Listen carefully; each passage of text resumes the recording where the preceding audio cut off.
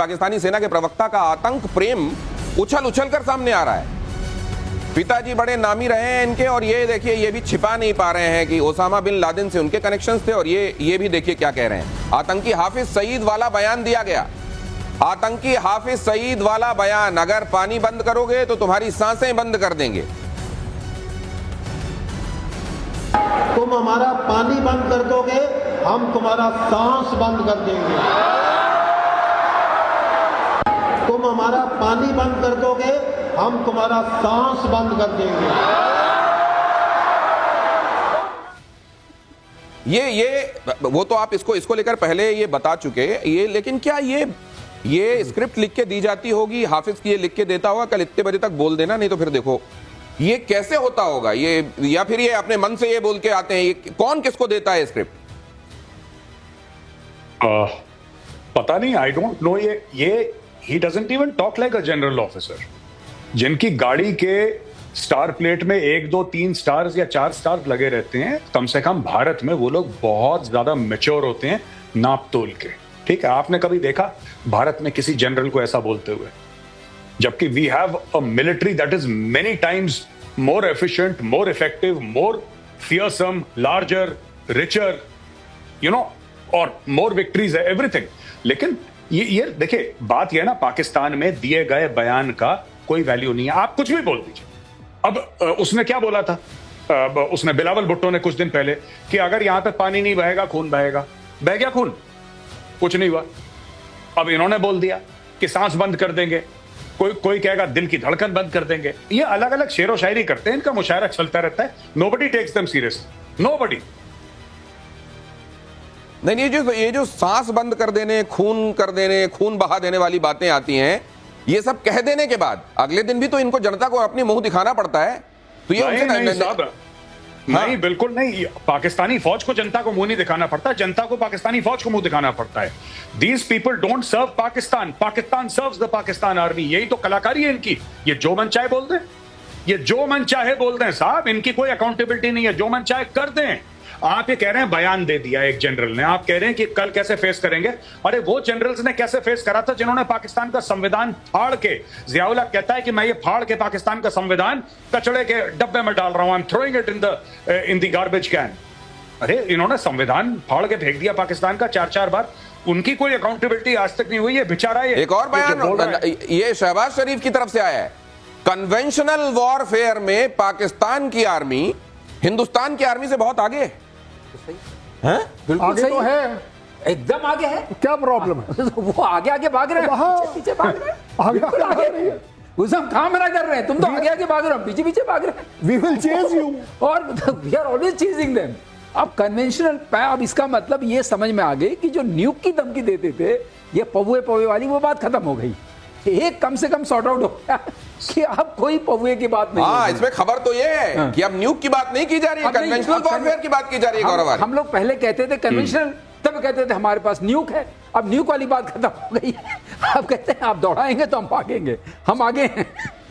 ये सुनकर आपको क्या लगा? कन्वेंशनल पे आपने एक बात बताऊं मैं आपको, पहली बार किसी पाकिस्तानी ने, इतने जो सीनियर लेवल का हेड ऑफ स्टेट है, उसने खुल के कन्वेंशनल बात करी है। आप एक बात सोचिए, जिस दिन ऑपरेशन सिंदूर शुरू हुआ, जिस दिन बमबारी शुरू हुई, पाकिस्तान की मिसाइल्स ने हिट करा, तब से किसी ने न्यूक्लियर की धमकी नहीं दी कहीं से।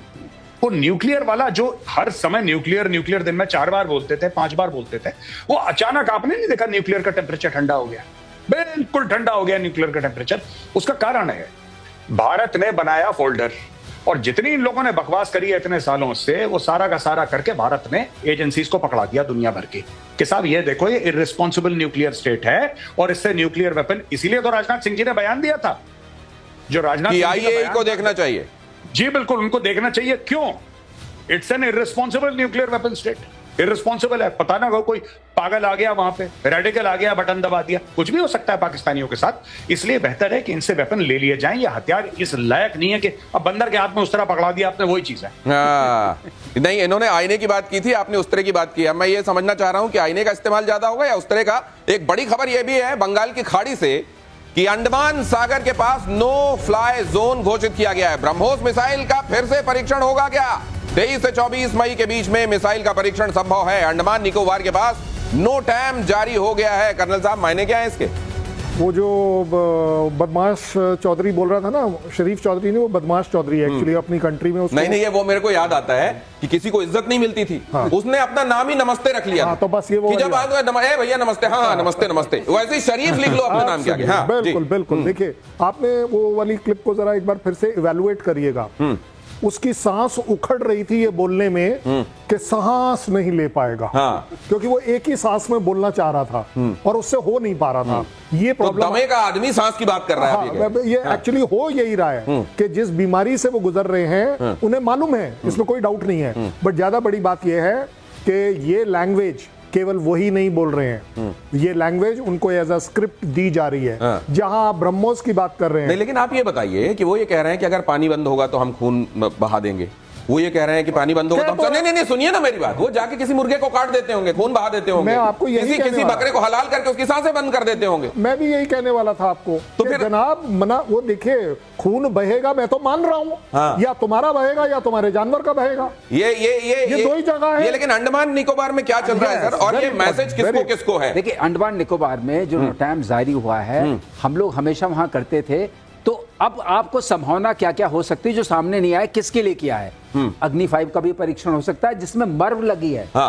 Multiple independently targetable re entry vehicle. इसको आसान शब्दों में ये बता दूं कि एक बम होता है और उससे कई बम निकलते हैं और अलग अलग जगह टारगेट करके अलग सिटीज में चले जाएंगे। 1 से 6-5 निकलेंगे, 5 अलग अलग सिटीज में दूर दूर तक हमला करेंगे। ठीक है, उसका परीक्षण हो सकता है। ये देखते हैं, आप स्क्रीन पे देख रहे हैं 5,000 से 8,000 तक। दूसरा ये हो सकता है कि ब्रह्मोस का हो सकता है। फिर और भी है तरकश में तीर। तो बहुत सारे ऐसे हैं जिनका हो सकता है, संभावना है। ब्रह्मोस जो हम नेक्स्ट जनरेशन की बात कर रहे हैं उसका भी हो सकता है, नेवल वर्जन का हो सकता है, एयर वर्जन का हो सकता है। इनको सोचने दीजिए सर। ये मुझे तो लगता है सर तो कंफ्यूज रहेंगे। ये सोचने के लिए सांसें अटक जाएंगी। ये सांसें जो अटकाई जा रही हैं, ये चाइना की भी अटकाई जा रही हैं। ये वहां से गुजरने वाला सामान, और वो जगह ऐसी है जहां जैसे ही भारत कुछ करता है तो चाइना का दिल बड़ी तेजी से धड़कता है। गौरव आर्य बताएंगे आपको ऐसा क्यों है?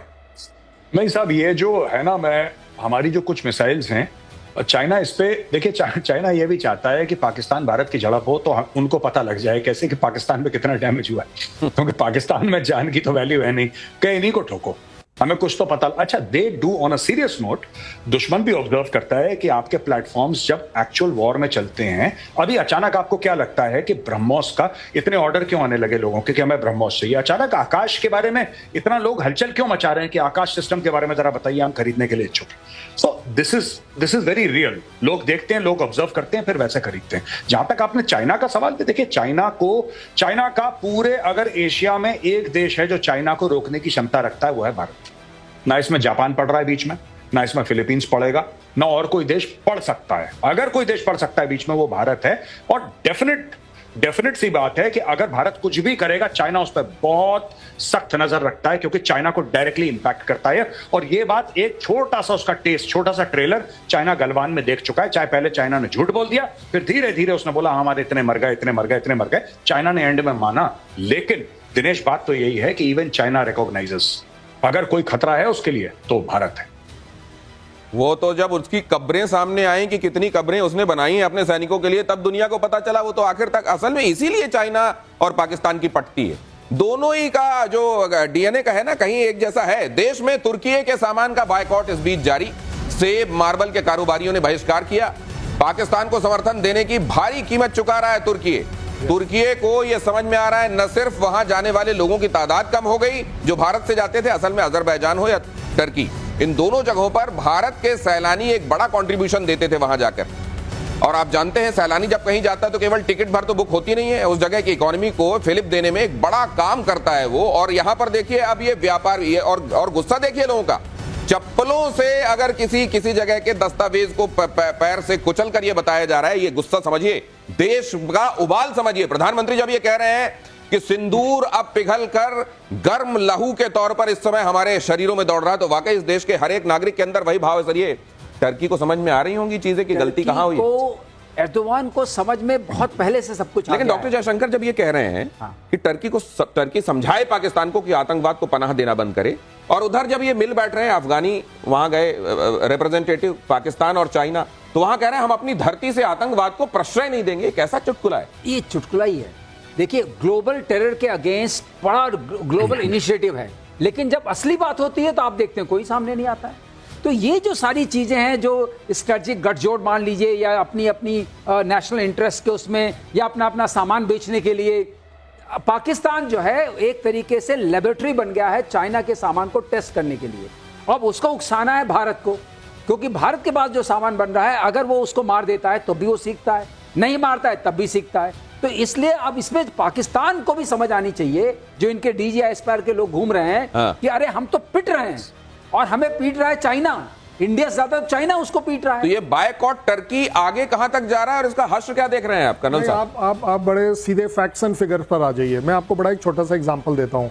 मेरा बेटा आर्किटेक्ट है और वो डेस्टिनेशन मैरिजेस के जो पंडाल्स हैं उनको वो टर्की में डिजाइन करता है, बाय द वे।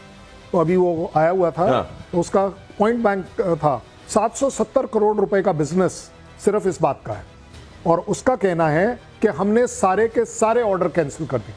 आप इंडिगो सोचिए। ने अपनी सारी फ्लाइट्स कैंसिल कर दी हैं। आप बढ़िया बात देखिए कि ये सिर्फ छोटी छोटी चीजें दिख रही हैं, Right. लेकिन 700, 800, 1000, 1200 करोड़, Cumulative impact तो होगा। ये लॉन्ग टर्म इम्पैक्ट देखिए लॉन्ग बढ़ता टर्म और जाएगा। क्यूमुलेटिव इंपैक्ट इसका बड़ा Cumulative। खतरनाक होने वाला